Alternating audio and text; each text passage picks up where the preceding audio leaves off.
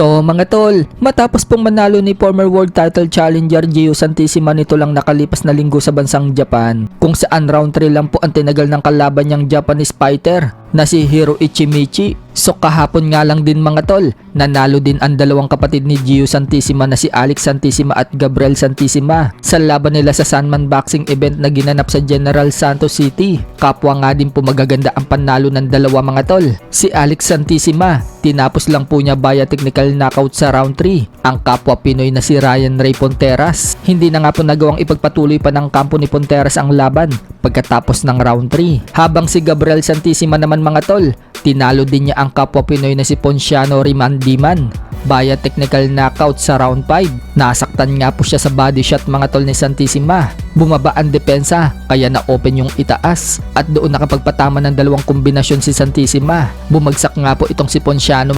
Nakabangon pa naman pero sumuko na siya sa laban. Kaya tatlong magkakapatid na Santissima ang nanalo sa buwan na ito. Nananatili naman pong undefeated itong si Gabriel Santissima, habang si Alex Santissima mga tol may isang talo na nagmula sa Japan. Si Gio Santissima naman mga tol may 7 talo sa professional boxing career niya. Sa kabilang banda naman mga tol, matatandaan na nagkaroon ng sagutan sa pagitan ni Naoya Inoue at Murodjon Akhmadaliev nito lang nakalipas na araw. Pagkatapos po kasi manalo ng impresibo ni Akhmadaliev mga tol kay Ricardo Espinosa Franco, kinall out niya si Naoya Inoue at sinabing palagan na daw siya nito. Pinagpapaliwanag din ni Akhmadaliev si Inoue mga tol kung bakit daw siya iniiwasan, samantalang siya daw ang mandatory sa WBA. Kung ayaw daw siyang labanan ni Inoue, mas mainam na ibakante na lang daw ni Inoue yung WBA belt. So sumagot nga po si Inoue kay Akhmadaliev mga tol at sinabing bakit daw siya matatakot o iiwasan ang boksingerong tinalo na daw ni Tapales na dinispatcha lang daw niya. So dahil sa pahayag ni Inoue mga tol,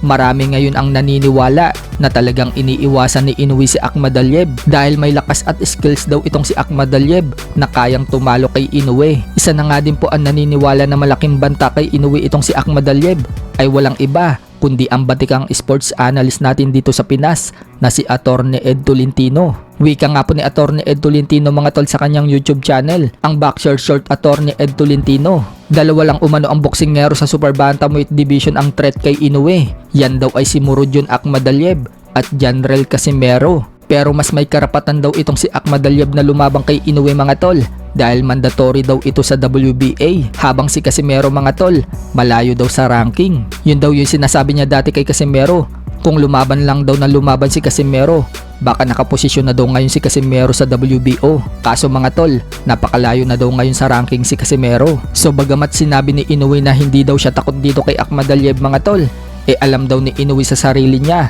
na threat daw sa kanya itong si Akhmadaliev. Kaya daw yan nasabi ni Attorney Ed Tolentino mga tol, tsamba lang daw kasi ang panalo ni Tapales kay Akhmadaliev. Noong maglaban daw kasi si Tapales at Akhmadaliev, matagal daw inactive si Akhmadaliev sa boxing dahil daw sa ilang mga injury. Naging maganda umano ang timing ni Tapales mga tol, kaya daw tinalo niya si Akhmadaliev. Pero kung matatandaan daw natin mga tol, muntik pa nga daw matalo ni Akhmadaliev itong si Tapales. Humabol daw kasi ito sa late rounds. Pero yun nga mga tol, sinuwerte daw si Tapales. At alam na alam daw yan ni Inoue mga tol.